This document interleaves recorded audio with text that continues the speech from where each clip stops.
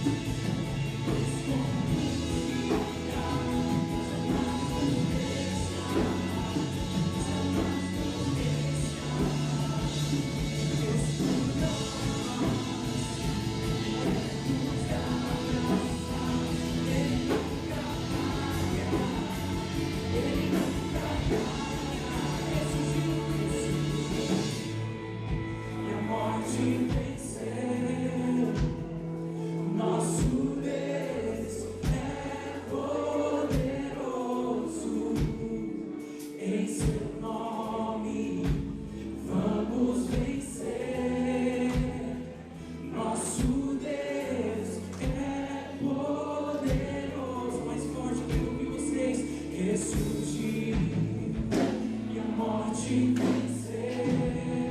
Não há outro como é poderoso e em seu nome vamos vencer.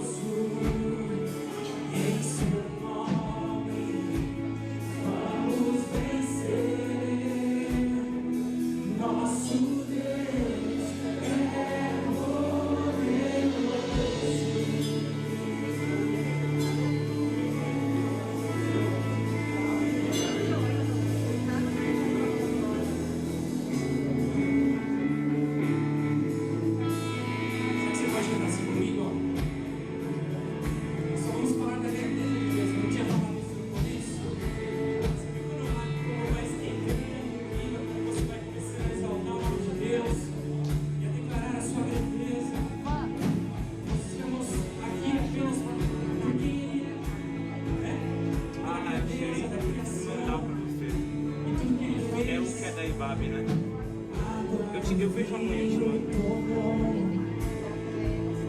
os olhos dos cegos abrir, não há outro igual a Deus. Não, o que é? Dentro do monte brilhou, cinzas as fez ressurgir, não há outro igual a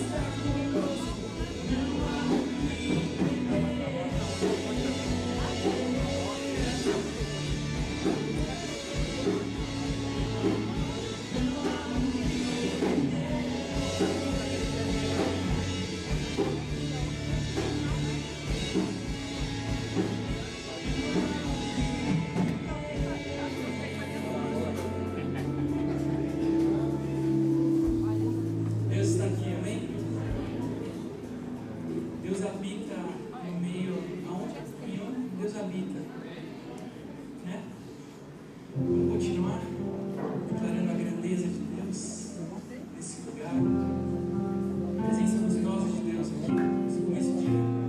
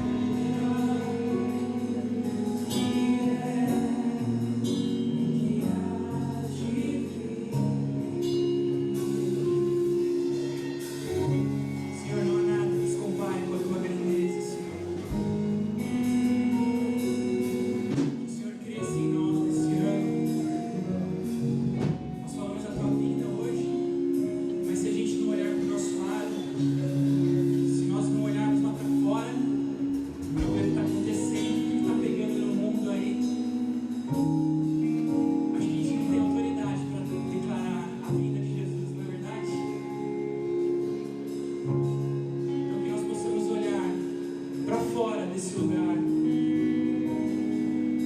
cheias do Espírito, transbordando do Espírito, olhar para fora desse lugar e ver as necessidades do bairro, da cidade, de São Paulo, do Brasil, do Nordeste, do mundo. Deus tem falado isso muito forte no meu coração.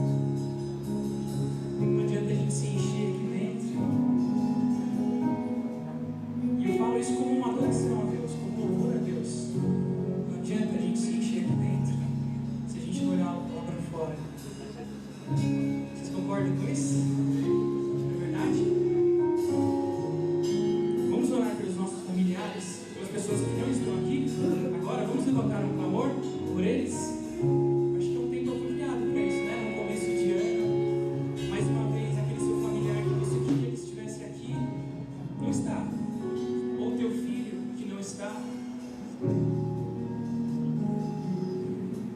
É uma criancinha organizada para mim, fazendo um tchauzinho.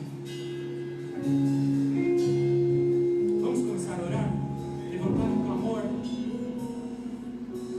Sim, Jesus. Levante sua voz agora. Alguém quer vir orar aqui na frente?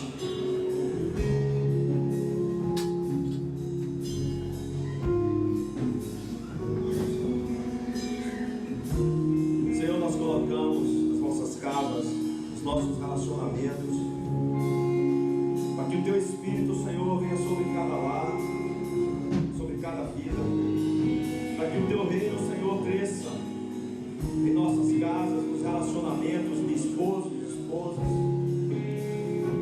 reconciliação de filhos com os pais, de pais com os filhos, que Tu esteja, Senhor, construindo em cada lar, Senhor, um refúgio de bênçãos, Senhor. Nós queremos colocar, Senhor, todos aqueles que ainda não Te conheceram,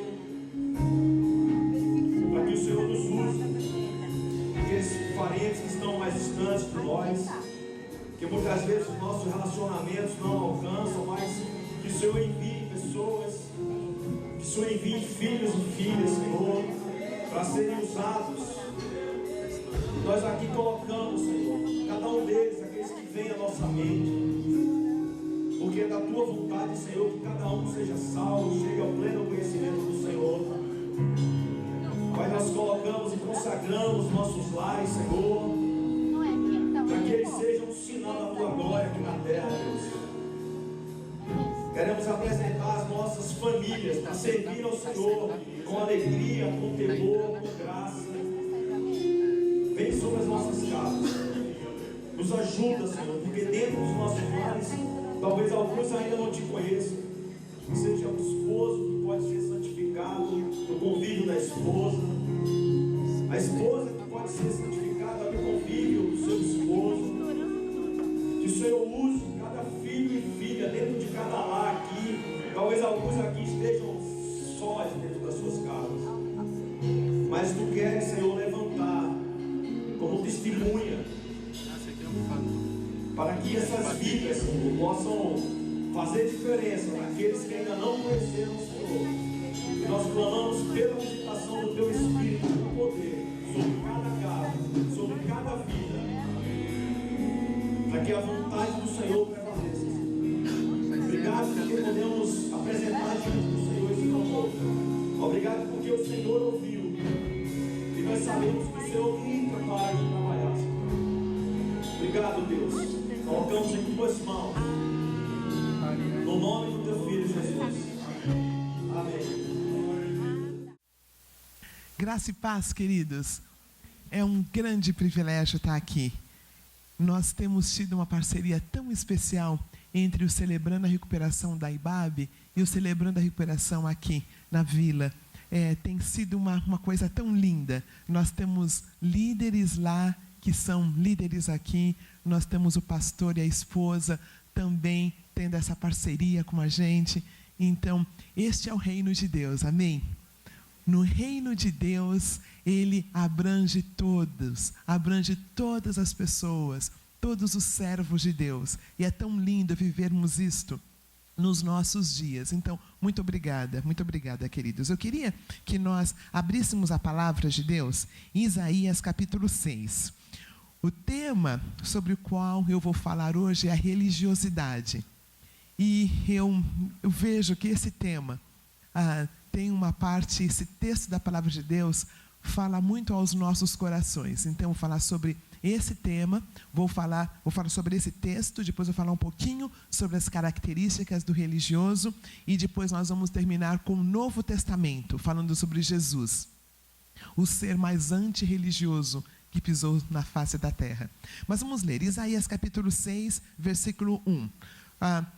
Só voltando um pouquinho, no capítulo 5, Isaías fala vários ais. Ele fala ai desse, ai daquele outro. E aí ele começa o capítulo 6. No ano em que o rei Uzias morreu, eu vi o Senhor assentado num trono alto e exaltado, e a aba da sua veste enchia o templo. Acima dele haviam serafins, cada um deles tinha 6 asas. Com 2 cobriam o rosto, com 2 cobriam os pés, e com 2 voavam, e proclamavam uns aos outros: Santo, Santo, Santo é o Senhor dos exércitos, e a terra inteira está cheia de sua glória. Ao som de suas vozes, os batentes das portas tremeram, e o templo ficou cheio de fumaça. Queridos, pode imaginar essa cena? Pode imaginar a beleza desta cena? Ele olhando esse alto e sublime trono, e aquela fumaça da presença de Deus densa ali naquele recinto, e esses anjos, esses serafins, com essas asas, clamando: Santo, Santo, Santo é o Senhor dos exércitos, a terra está cheia da sua glória. Não é uma coisa tremenda? Queridos, nós entendemos a beleza do louvor. Nós já fomos muito abençoados hoje à noite, não fomos? Existia uma época em que as pessoas achavam que aí vamos ouvir a palavra de Deus quando o pregador levantava. Mas nós já ouvimos a palavra de Deus grandemente hoje à noite, não ouvimos? Com o que nós cantamos, com louvor, até hino nós ouvimos agora. Vocês viram que lindo essa transição dos hinos? Então, aqui nesta fase, aqui nesse momento, Isaías viu essa glória, e aquela fumaça dentro, e esse querubim, e eles gritando. E aí, quando ele ouve, quando Isaías ouve isto, ele fala: ai de mim, estou perdido, pois sou um homem de lábios impuros e vivo no meio de um povo de lábios impuros, e meus olhos viram o Rei, o Senhor dos exércitos. Quando ele viu essa grandeza, ele caiu ajoelhado e falou: ai de mim. Aí no capítulo 5, ele falou ai de muita gente, ai desse povo que faz isso, ai do povo que faz aquilo. Mas quando ele viu a glória de Deus, ele falou: ai de... Queridos, quando nós vemos a glória de Deus, nós nos prostramos e nós falamos: ai de mim. Nós não falamos: ai do meu vizinho, ai do meu patrão, ai da minha mãe, não, é ai de mim. Nós nos implicamos quando nós vemos a glória de Deus, que não precisa ser vista nesse contexto. Ela pode ser vista como nós vimos hoje à noite, amém? Quando de fato nós estamos louvando a Deus, quando de fato nós estamos cantando louvores a Deus, nós deixamos de ser o cara e a cara. Nós colocamos a nossa cara no chão. Nós colocamos a nossa cara no chão, porque nós reconhecemos o nosso tamanho. Então ele fala: ai de mim, eu vivo no meio de um povo de lábios impuros, e eu estou vendo o Rei, o Senhor dos exércitos. Quando ele falou ai de mim, logo, eu aprendi em português que isso é uma conjunção que é subordinada. aconteceu uma coisa antes, então logo, é uma coisa que vem de algo que aconteceu. Logo, um dos serafins virou até mim, trazendo uma brasa viva, que havia tirado do altar, com uma tenaz. Com ela, colocou na minha boca e disse: veja isto, colocou os seus lábios, por isso a sua culpa será removida e o seu pecado será perdoado. Queridos, quando ele viu a glória de Deus, ele falou: ai de mim.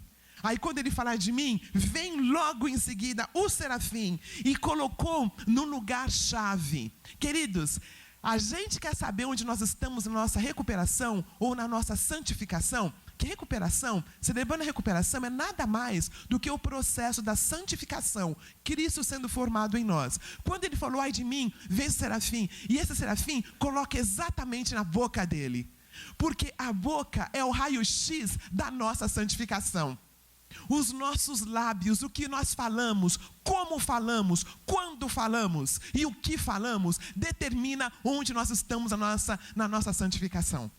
Então, olha só que coisa interessante, pontual. Vem esse serafim e coloca exatamente na boca essa tenaz, algo quente, algo muito quente. Como que está o nosso falar, queridos?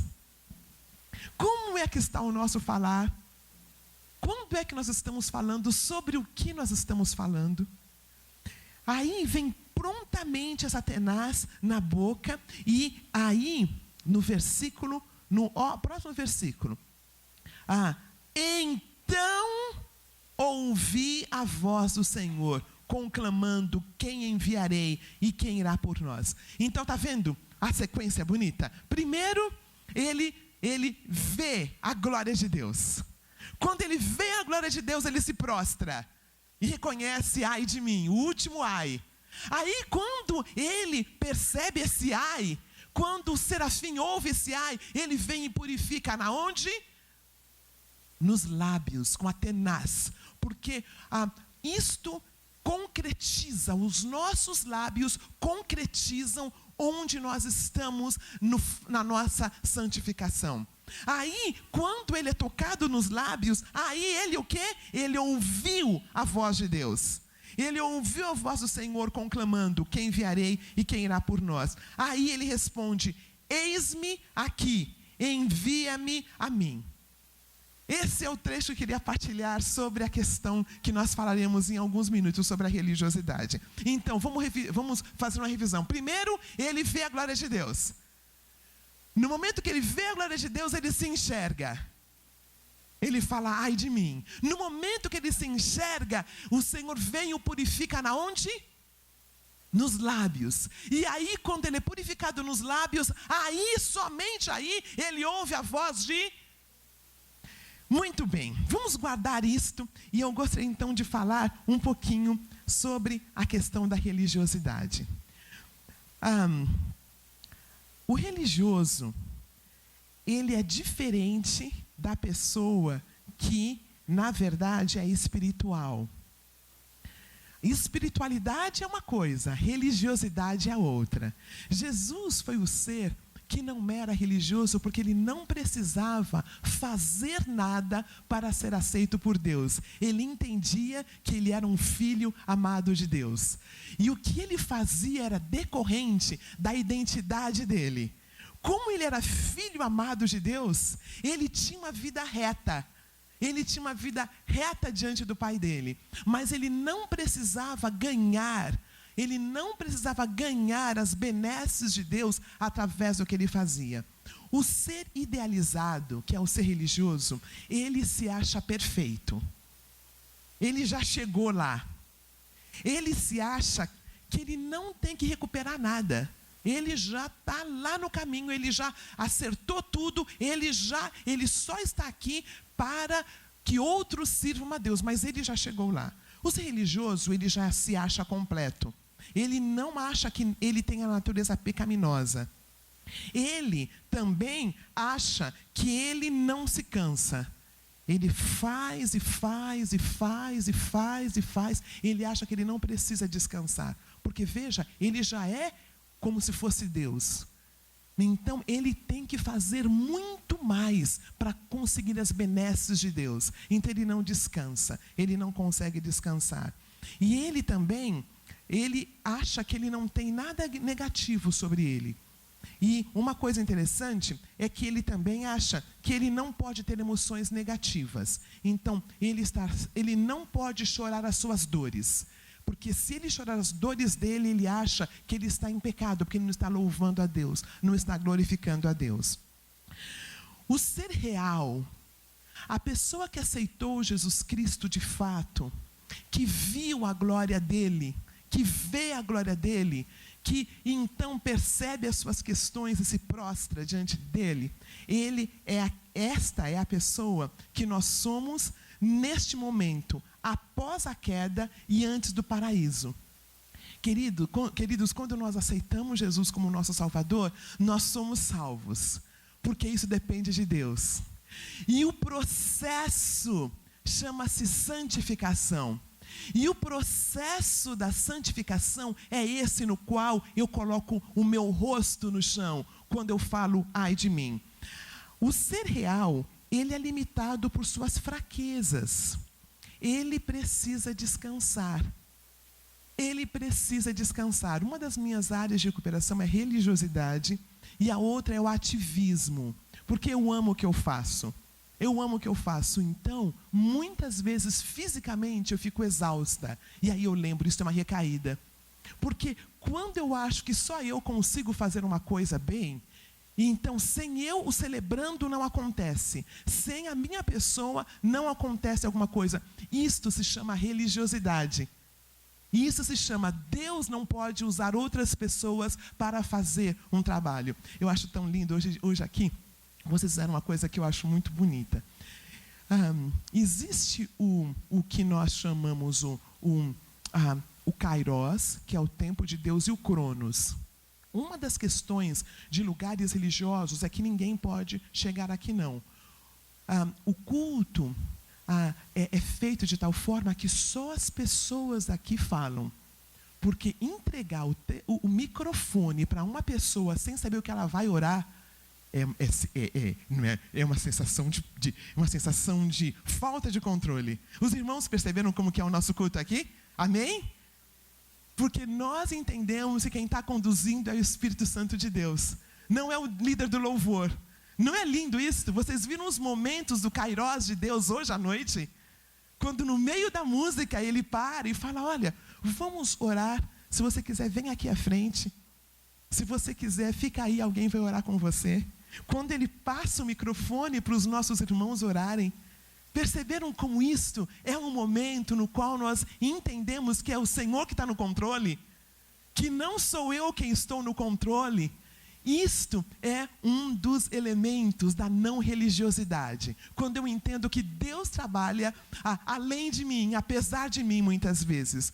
Outra coisa que a pessoa real entende, então, primeiro ela entende que ela precisa descansar.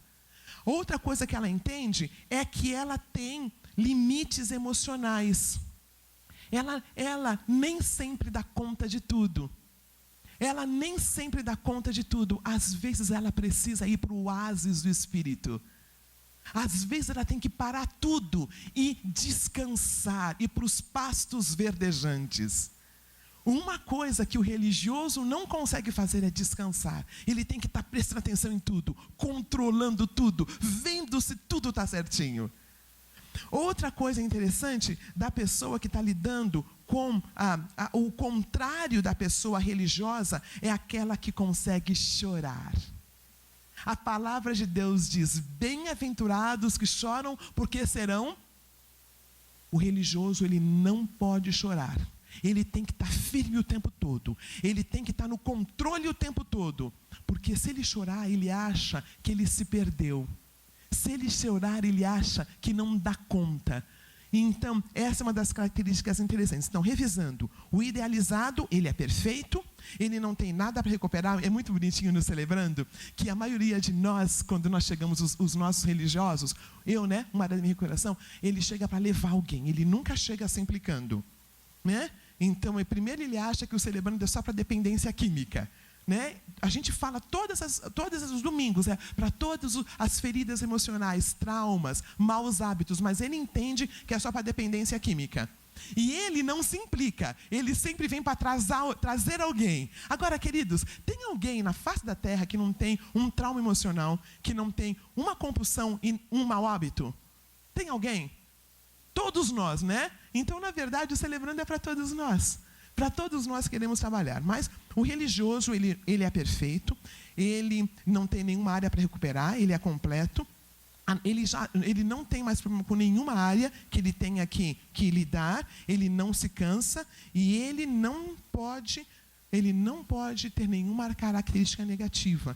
Porque se ele tiver alguma característica negativa, ele acha que isto pesa sobre ele.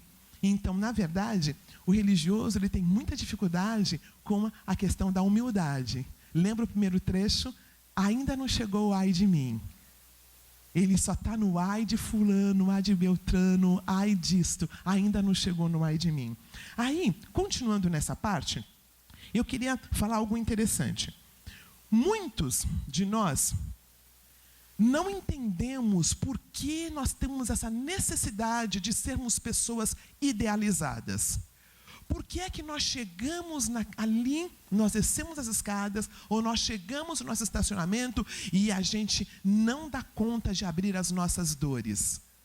Muitos de nós temos dificuldade em entender por que eu não gosto desse negócio chamado Celebrando a Recuperação. Se eu aceitei Jesus, se ele entrou em mim, já está tudo resolvido. Eu não tenho que ficar indo lá e ficar falando, porque se a gente ficar falando, piora. Por que é que nós temos essa tendência? Porque nós lembramos lá atrás que no Jardim do Éden nós éramos essas pessoas perfeitas. Antes de Adão pecar, havia perfeição. Havia perfeição. E um dia, na presença de Deus, seremos perfeitos. Seremos esses seres que não temos que lidar com dor.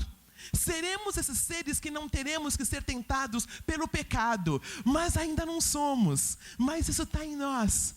E nós temos dificuldade em lidar, em reconhecer estas questões que nós ainda temos. Naturalmente valorizamos o ser ideal, mais do que o nosso ser real. É o modelo que tivemos num passado remoto. E é o modelo que teremos no futuro, quando seremos completamente feitos à imagem de Cristo, que está sendo formado em nós. A religião, nesse contexto, significa esconder. No contexto do nosso estudo do Celebrando a Recuperação, é o esconder, é não chegar no ai de mim. É chegar lá onde nós pensamos no outro, onde nós achamos... Olha, queridos, no Celebrando é interessante. Os irmãos que chegam se recuperando de algo que se pega, como a bebida, algo que se cheira, como a dependência química, algo que se vê, como a pornografia... É interessante porque eu sinto muitas vezes que eles recuperam mais rápido do que uma pessoa como eu, que me formei numa escola evangélica. Deixa eu contar bem rapidinho meu testemunho. Eu me formei numa escola evangélica, meus pais se separaram quando eu era pequena, mas eles investiram na minha educação. Então me colocaram em escolas particulares e colocaram em escola de inglês e em música. Então, por volta dos 18 anos, um missionário chegou e ele queria levar brasileiros para ir para os Estados Unidos, para voltarem e trabalharem aqui no Brasil. E nessa época, eu me lembro que eu não tinha dúvidas que o meu chamado existia.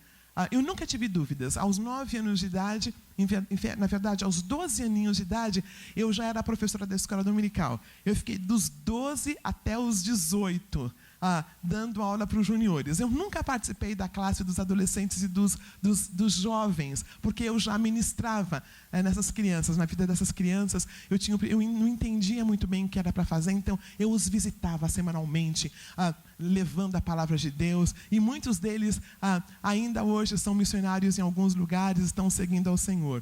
Então, indo para os Estados Unidos, eu fiz o que eu tinha que fazer, mas o meu interesse era em educação cristã. Então, e missões. Então, eu fiquei lá, eu estudei, eu me formei nestas áreas. E uma coisa que eu fui muito cuidadosa, eu não podia casar lá. Porque a ideia é, se eu casar lá, eu fico lá. E muitos dos meus amigos iam e ficavam. Então, eu queria voltar para cá. Então, até o final, eu não casei. Até que no último ano do trabalho do seminário, eu conheci essa pessoa que eu acreditava que era a pessoa que Deus tinha para mim. E eu fiz tudo certinho. Tinham 3 famílias queridas que eu chamava de pai e mãe. Eu levei esse rapaz para as 3 famílias para saber, porque eu entendia que a palavra de Deus diz para obedecer os pais.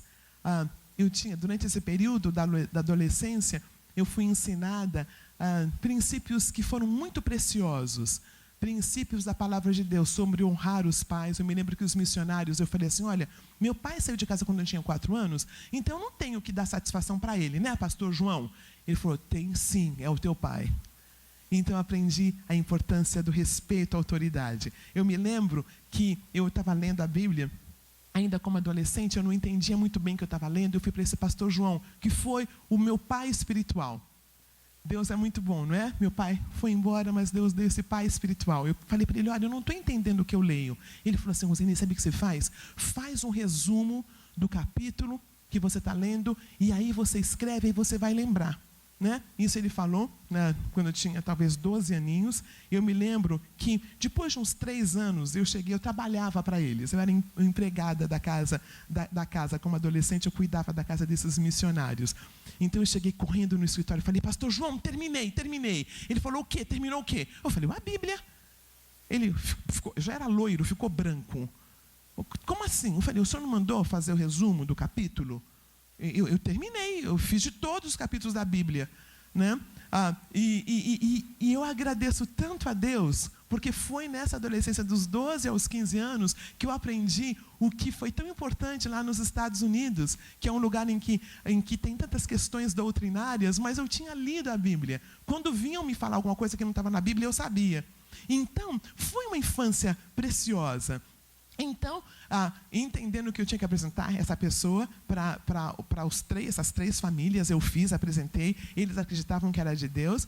Esse meu ex-marido queria vir para o Brasil como missionário, então eu tinha certeza que estava tudo certinho. Fiz tudo direitinho, obedeci a Deus quanto à pureza do casamento, pureza no namoro. Aí o que aconteceu, queridos, foi que quando nós chegamos no Brasil, esse meu ex-marido, depois de 1 ano, nós moramos 2 anos, levantando sustento, porque nós éramos missionários, para vir para o Brasil. Depois, no 3º ano, 1 ano nos Estados Unidos e 2 anos aqui no Brasil. Mas quando chegamos no Brasil, depois de 1 ano, começou a haver agressão física do meu marido para comigo, que era pastor. E eu pensava assim, bom, eu não posso falar com ninguém sobre isto, porque eu vou acabar com o ministério. Então, eu fiquei quietinha. Mentir podia, sabe? Mentir para as pessoas eu podia, mas falar a verdade eu não podia, porque na minha cabeça ia acabar com o ministério. Então, até que ficou insustentável, porque eu fui para o hospital, levei ponto, e aí eu falei, bom, talvez eu precise falar com uma pessoa. Mas eu lembrava, não, a palavra de Deus diz, maldito o homem que confia no homem. Depois ele fica bem, e aí eu já acabei com o ministério, já acabei com uma imagem dele. Então, eu não posso falar com ninguém. Está percebendo alguma coisa que está errada? Bom, aí eu me lembro, fui falando com um pastor, um homem de Deus, o nome dele é Bill Fawcett, de uma igreja americana aqui em São Paulo. Eu falei com ele, pastor, está acontecendo um problema. E até então, queridos, eu estava muito forte. Apesar de tudo, eu entendi, é só orar mais, é só entregar para Deus, subir mais no monte, é só jejuar mais e Deus vai curar essa situação. Deus vai resolver essa situação. Afinal de contas, eu sou filha amada de Deus. Né? Eu tinha essa certeza. Quando eu falei com o pastor, ele falou assim, Roseni, você já considerou o fato de você ser muito doente como uma doença chamada codependência? Eu não entendi a codependência. Eu falei assim, puxa vida, como assim? Eu apanho e eu que sou doente? Aí eu chorei. Como assim? Aí eu chorei. Não sei se foi de raiva do pastor.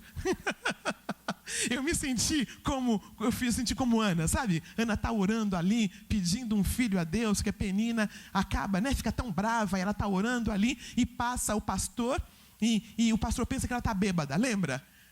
Né? Aí Ele falou, não, é que eu estou pedindo um filho. Muitos de nós pediríamos a bênção bem ali, né? Muito bem ali, né? Não? Porque como o pastor não entendeu minha necessidade? Eu estou bêbada. Pois, queridos, foi assim comigo. A separação aconteceu em 1993. E foi algo muito dolorido. Muito, porque eu não conseguia entender como uma serva de Deus, como eu que fiz tudo certinho, como eu já tinha lido toda a Bíblia na adolescência, como isso pode acontecer? Como isso pode acontecer? Aí a raiva de Deus veio. Porque até então era toma lá, dá cá. Eu não entendia quão religiosa eu era. Porque até então, lembra aquela história de não abrir para ninguém? Para não acabar com o ministério? Não, aquilo era orgulho. Eu não queria que ninguém soubesse que o meu casamento não estava dando certo. Dá para entender a diferença, amados? Eu não tinha chegado no último ai. Estava no ai do meu marido, estava no ai dos americanos, estava no ai, mas eu não tinha ainda estado no ai de mim. Isso aconteceu em 1993, pela misericórdia de Deus. Eu não me casei logo em seguida, porque eu ia atrair um outro religioso, Radar Tantã que eu chamo, porque eu atraía o que estava na minha inconsciência. Na minha inconsciência estava, eu peço e Deus tem que dar, porque eu sou fiel, porque eu faço certo, porque eu não fiz como as outras mulheres aí, não. Eu casei direitinha, então Deus tinha que ter feito certinho no meu casamento. 1993, no ano 2000, conheci o Celebrando e entendi a palavra do missionário em 93. Codependência. Eu tinha essa doença, porque a minha identidade estava baseada no que eu fazia para Deus. Lá, no filho pródigo, lembra? Lembra do filho, teve o dependente que fez tudo, voltou e entendeu o amor do pai, certo? Concordam? O filho pródigo, ele chegou e ele entendeu, não é o ai de mim, concorda? Voltou humilde, mas teve um que nunca foi. Aquele mais velho, ele nunca foi, ele nunca chegou nesse ponto. Ele nunca chegou nesse ponto. E ele não pôde participar, talvez, do fato de saber que ele era amado de Deus. E eu me identificava muito como esse filho religioso mais velho. Essa filha religiosa mais velha, no ano 2000, entendeu que eu podia confessar as minhas áreas de recuperação. No ano 2000, conheci o Celebrando nos Estados Unidos. E no ano 2005 foi quando Deus, pela misericórdia dele, permitiu que eu ficasse muito doente. Ele não mandou a doença, não. Ele só fez com que a palavra de Deus diz que todas as coisas cooperam para o bem daqueles que amam a Deus. Como uma pessoa religiosa, eu sempre cuidava do outro. Eu não me permitia ser cuidada, mesmo porque eu era missionária, lembra?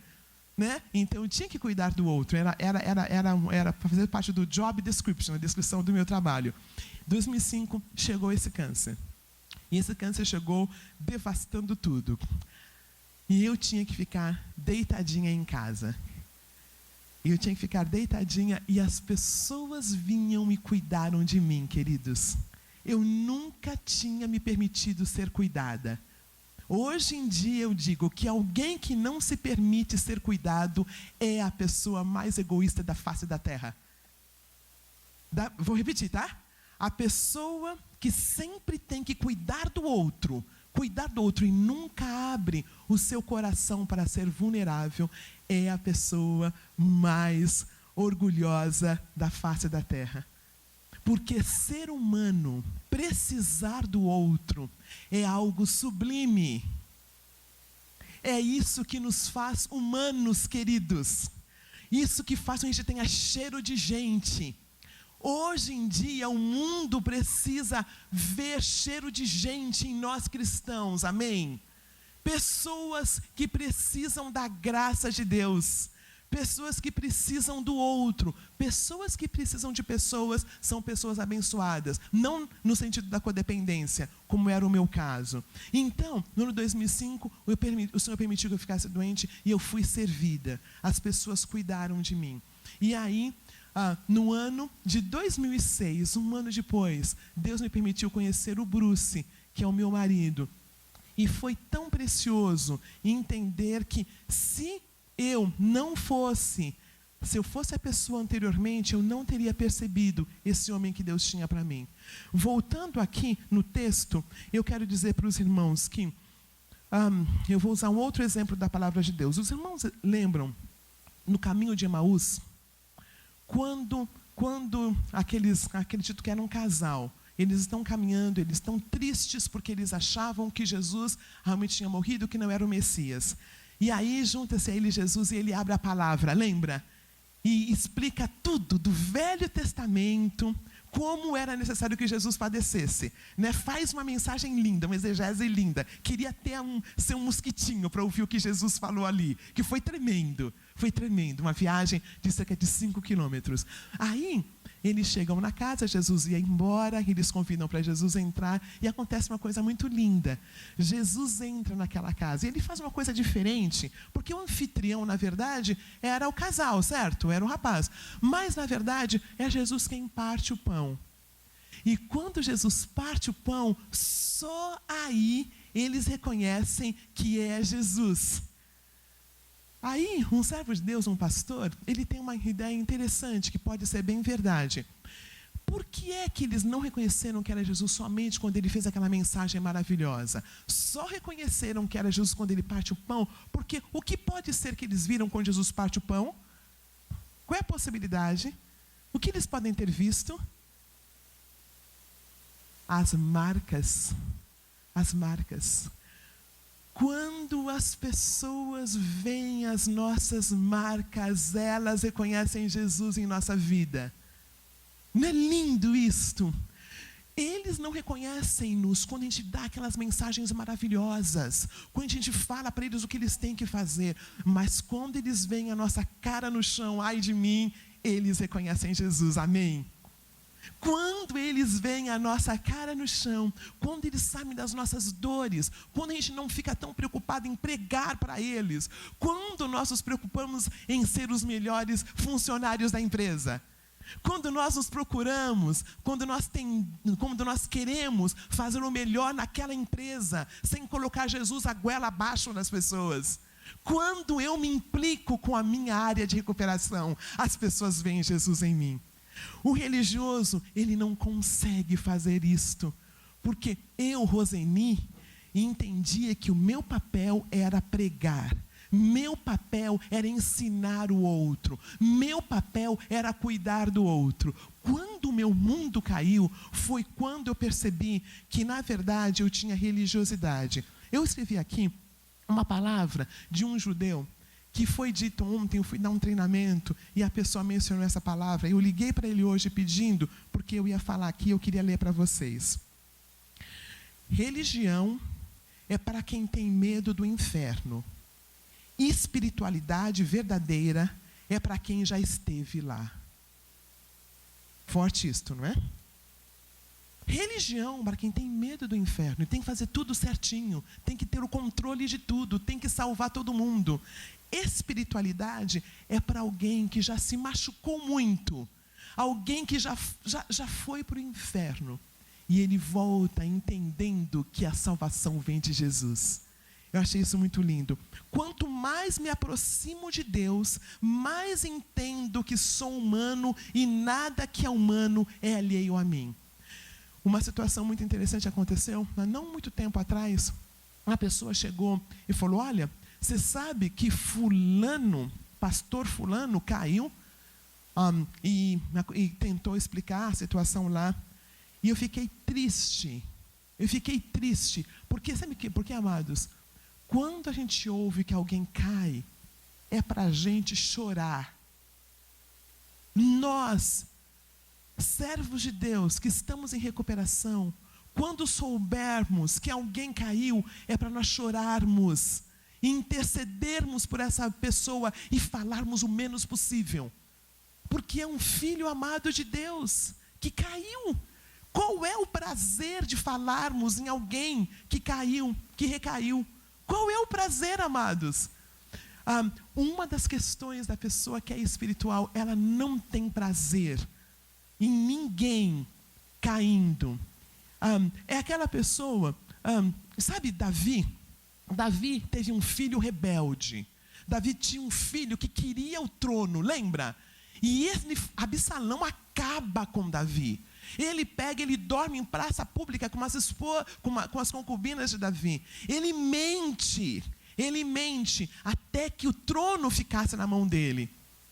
Mas só que o reino Deus deu para quem? Olha, querido, você que está preocupado com o trabalho e tudo, o que é teu ninguém tira. O que Deus te deu ninguém tira. A gente pode descansar nisto. A posição que Deus te deu, ninguém tira. É só Ele. Ninguém puxa o tapete de ninguém. Pode até tentar. Se puxou, é porque Deus também não queria que ficasse lá, então fique em paz.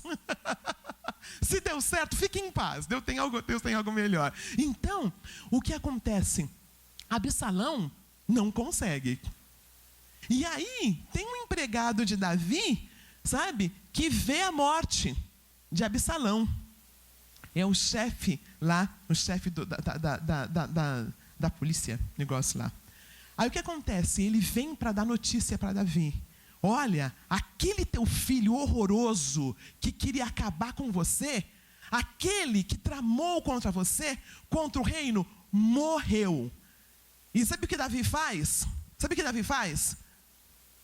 Chora. Chora. Queridos, o servo de Deus, o espiritual, chora com a morte do inimigo.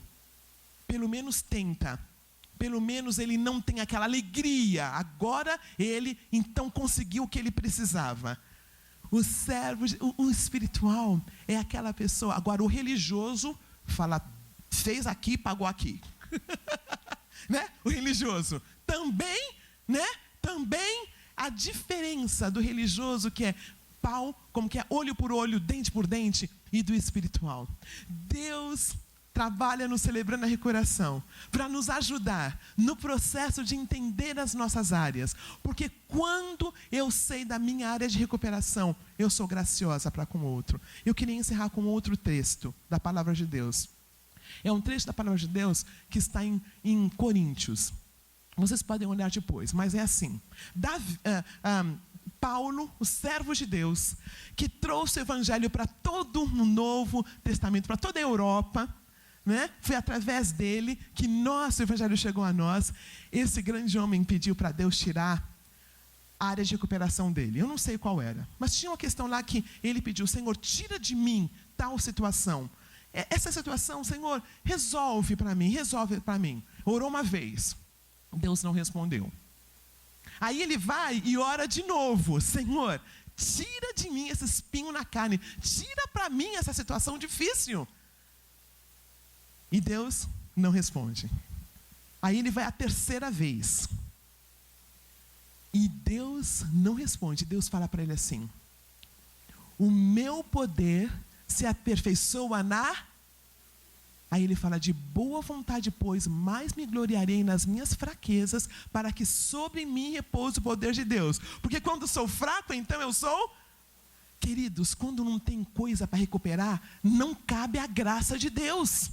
A graça de Deus só cabe naquela área que precisa de recuperação. No nosso processo de santificação, a tua área de recuperação é o lugar onde Deus age, onde entra a graça. A graça vai entrando. Então, o que eu entendi preparando esse estudo é que o contrário da religiosidade, como nós chegamos a ser seres que podem ser tocados por Deus, humildes, com o rosto no chão, é a confissão. É a confissão. Quando eu confesso, queridos, quando eu confesso para Deus, em Tiago diz que Ele me perdoa. Quando eu converso com uma irmã da minha confiança e confesso a minha área de recuperação, cura acontece. Quando eu estou no meu grupo de apoio e eu confesso minha área tal, existe um milagre que acontece ali dentro. Um milagre quando eu consigo falar da minha área de recuperação. A aceitação, a confissão é o que me leva a sair da minha religiosidade para ter o meu rosto no chão, quando eu confesso, quando eu falo. Então, revisando esse último ponto, quando eu sou aquela pessoa que já chegou, que está tudo certinho, cabe graça de Deus numa pessoa que já chegou, numa pessoa que já está lá, que não precisa? A graça se aperfeiçoa exatamente nas minhas marcas. As marcas que eu carrego são exatamente onde Deus age. Então, queridos, nós não somos responsáveis pelo abuso que nós sofremos, mas eu sou responsável pelo que eu faço com o que fizeram comigo, certo? Aquele abuso pode ser o que me leva para um lugar no qual a graça de Deus pode entrar. Eu não sabia que eu tinha talvez uma dependência química, então bebi e não consigo mais sair disso. Então todo mundo pode fazer alguma coisa que eu não posso, né? Todo mundo, talvez, numa ceia em que é vinho, talvez possa tomar o vinho da ceia, mas eu não posso. Eu tenho que tomar o suco de uva. Mas aquela dependência química me leva aos pés da cruz. Amém? Talvez eu fui aquela pessoa que não tive uma figura paterna, nem uma figura materna. Então, eu fico tentando grudar com pessoas. Sempre tem um amigo, uma amiga, de um jeito que não é saudável. Chama-se dependência emocional. Mas aquela falta daquele pai faz com que eu, hoje em dia, vou para a cruz de Cristo. Amém? Então, não importa qual é a questão que aconteceu comigo, é a minha marca que me vai levar aos pés da cruz. Então, é tão precioso entendermos que a religiosidade é aquela questão mais difícil da recuperação, porque eu acho que eu já cheguei lá. E no fim, eu queria falar sobre Jesus, bem rapidinho. Quero falar com os irmãos sobre como ele era o ser que não precisava de fazer nada, porque o religioso ele tem que fazer, né? O religioso ele tem que fazer. Ele não consegue não fazer, porque ele precisa comprar o amor de Deus e ele precisa comprar a atenção dos irmãos. Então, vou ler 11 frases curtas. Exemplos da antirreligiosidade de Jesus. Primeiro, eu usei o exemplo de Jesus e as crianças. Jesus está com as crianças. Jesus tinha um jeito tão especial de ser, né, queridos? Sabe quando ele era tão leve? Se ele estivesse aqui hoje à noite, estaria sentado aí, sabe? Tranquilo, não precisaria dar uma palavra.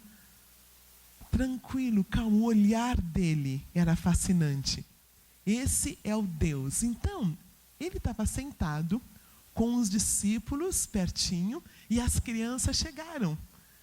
As mães queriam que ele abençoasse as crianças. Aí os irmãos discípulos falaram, de jeito nenhum, ele tem coisa melhor para fazer. Ficar aí com criança? Tem que dar palestra não sei aonde, né? Já está marcada a coisa. E aí Jesus falou assim, deixe as crianças virem, porque delas é o reino de Deus. Não é tremendo esse Jesus? Não dispensou as crianças, ficou com as crianças. Algumas situações também muito interessantes. Outra, quando fora trazido pelos religiosos uma mulher que foi pega em adultério. Então foi mais ou menos assim. Essa mulher foi pega no adultério. Aí, naquela história tem três situações. Tem uma mulher que foi pega no adultério, tem essas pessoas que trouxeram a mulher, e tem um homem pelado correndo em algum lugar. Desculpe aí, mas tem, né? Se ela fez adultério, foi com quem? Mas os religiosos só trouxeram a mulher. O homem deixou. Porque a lei dizia que era para os dois serem apedrejados. Mas cadê o homem? Cadê o homem? Mas Jesus ficou ali, então trouxeram. Deixa eu contar bem rapidinho essa que eu achei interessante. Eu acredito assim, olha, eu escrevi aqui. Eu não posso fazer e você também não pode. Essa é a ideia do religioso, né? Eu me lembro de uma situação que o pastor Ed contou, que eles estavam na praia, era uma igreja, eles estavam na praia, aí ele morava em Santos, e aí, um dia, domingo de manhã, culto acontecendo, todo mundo empetecado, aquela época que o pastor tinha que usar terno e gravata, os diáconos também, sabe? Em Santos, imagine. Aí pediram para o diácono orar. Aí ele orou assim, Senhor, obrigada, porque nós não somos como esses crentes que não vieram para o culto hoje. que estão na praia, tomando o seu guaraná, olhando a praia linda. Obrigado, em nome de Jesus, amém. Só que não era guaraná o que ele falou, tá? Vocês entenderam, né? Então esse é o religioso, sabe? Né? Nós estamos aqui sofrendo para o Senhor, né? Aqui também, esses homens, eles pegaram essa mulher, porque se a gente não faz, também não é justo ela fazer.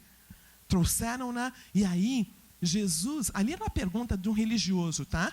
Ali era um grupo religioso. Então Jesus, se ele falasse não apedreja, tá vendo? Não é Messias, está contra a lei. Se ele falasse apedreja, tá vendo? Ele é igualzinho a todos nós. Jesus ficou quieto. Aí cada um foi saindo e Jesus fala assim, então eu também não te... Vai e não peques mais. Essa é a espiritualidade de Jesus. Quando ele absorve essa mulher, ele mostra a sua antirreligiosidade.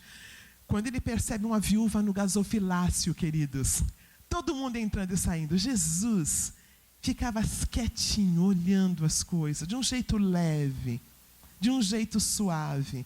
Os religiosos tinham pavor a Jesus, porque ele era antirreligioso. Porque, na verdade, Jesus não tinha nenhuma roupa, né? Aquelas roupas, né, que as pessoas usavam lá, que eles usavam, e eles estavam prestes a perder o trabalho deles. Sabe quando rompe lá aquele véu? Estava dizendo que não tinha separação entre clero e pessoas, eles iam perder o trabalho deles. Então, quando Jesus vê aquela viúva no gasofilácio, ele não foi movido pelo status quo. Ele prestou atenção numa mulher simplesinha.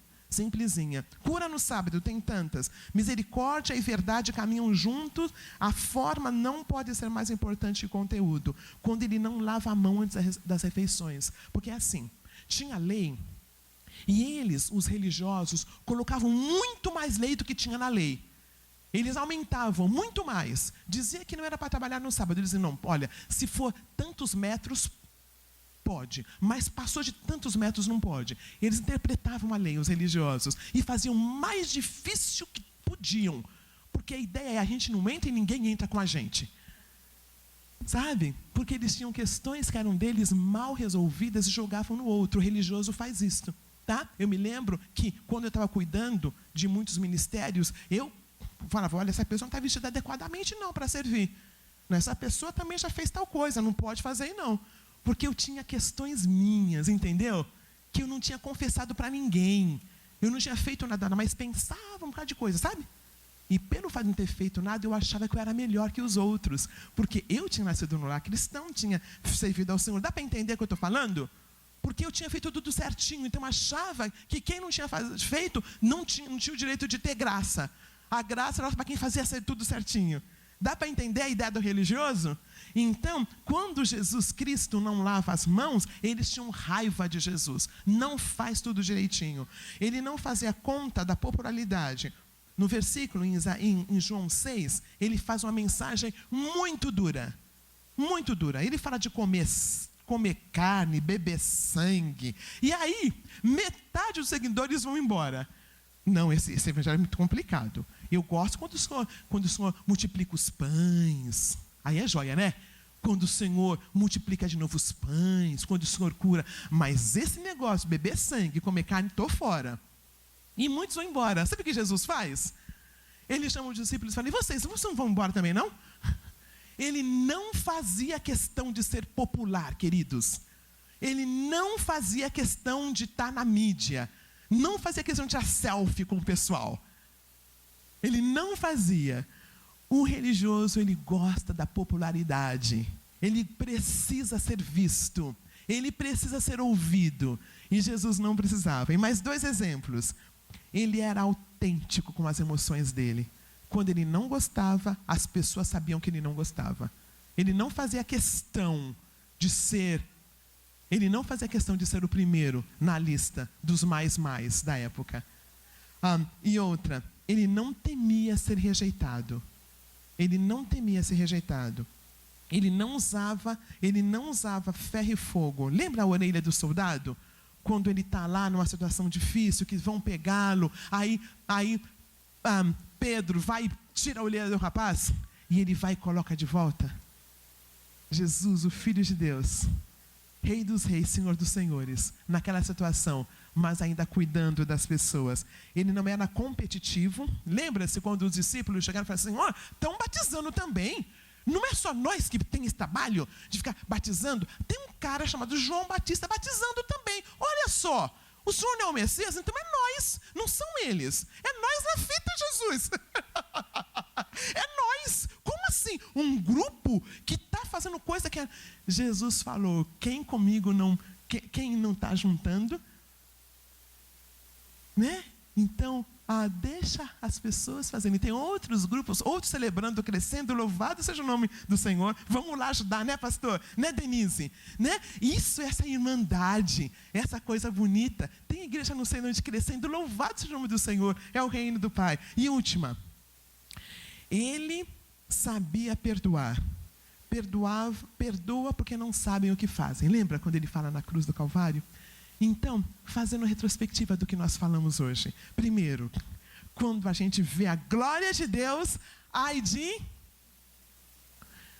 quando a gente vê a glória de Deus, Ele purifica o nosso lábio, nós começamos a falar coisas sadias, sábias, nós não levamos conversa que não tem razão de ser. Essa igreja é uma igreja abençoada por Deus, amém? Queridos, vocês creem nisto? Igreja abençoada por Deus. Deus tem cuidado da gente. Celebrando, só entra em igreja que quer crescer. Celebrando só cresce em igreja que não é religiosa. Porque a igreja religiosa não gosta de celebrando, não. Não gosta de celebrando. Então, aqui tem o celebrando. Então, aqui tem pessoas, os nossos líderes amam a Deus, amém? Nossos líderes querem que nós abrimos os nossos corações. E uma coisa que é tão linda, para que a igreja prossiga, nós que somos membros temos que ter cuidado com as nossas línguas. Cuidado com o que nós falamos, para quem nós falamos, sermos cuidadosos, abençoarmos os nossos líderes, amém?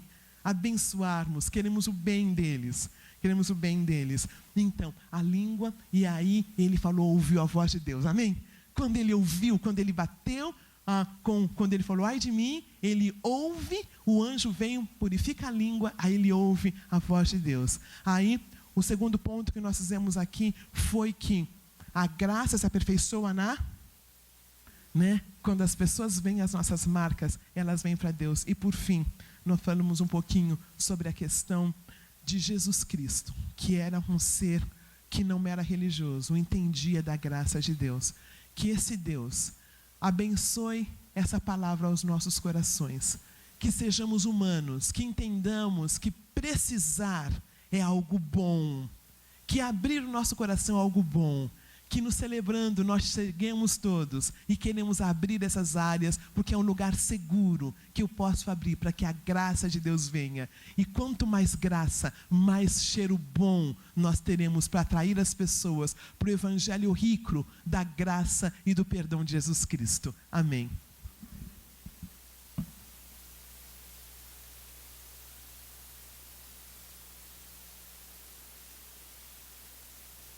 Amém, vamos ficar de pé, vamos orar, né, irmãos? Eu queria que você agora, tocado por esta palavra, eu sei que você é inteligente, já identificou questões que você precisa da graça de Deus, que você agora possa colocar diante do Senhor, levantar suas mãos e dizer, Senhor, eis-me aqui, eu quero ser curado por Ti, porque eu quero trabalhar. Eis-nos aqui, Senhor. Envia-nos, mas nós queremos ir curados, cheios da Tua presença, da Tua graça, do Teu amor. Vamos orar ao Senhor agora. Levante, você que precisa que Deus toque a sua vida em alguma área, levante a sua mão agora para o Senhor e nós vamos orar a Ele e pedir a misericórdia do Senhor. Pai, nós estamos aqui porque cremos no Senhor. A Tua palavra é cura. Nós, quando estamos em comunhão, nós estamos, Senhor Jesus, com pessoas confiáveis e nós abrimos o nosso coração, o Senhor pode ministrar na nossa vida. Obrigado porque o Senhor tem nos colocado um ambiente saudável, ambiente onde nós podemos abençoar e ser abençoados, ouvir e falar, dizer, Senhor Jesus, da misericórdia e da graça, e Senhor Jesus, que as marcas da nossa vida possam influenciar e abençoar a outros. Louvado seja o teu nome. Esteja agora passando no meio da tua congregação, Senhor, e faz a tua vontade agora. Opera, Senhor Jesus, destrava aquilo que precisa ser destravado, que nós não fiquemos, Senhor Jesus, travando, mas que nós possamos abrir o nosso coração e dizer, Senhor, venha tocar a minha vida. Louvado seja o teu nome. Obrigado por esse tempo, por essa noite, por aquilo que o Senhor tem para falar, por aquilo que o Senhor já falou. E o Senhor é bom. A tua misericórdia é eterna para as nossas vidas. Obrigado, Pai, em nome de Jesus. Amém.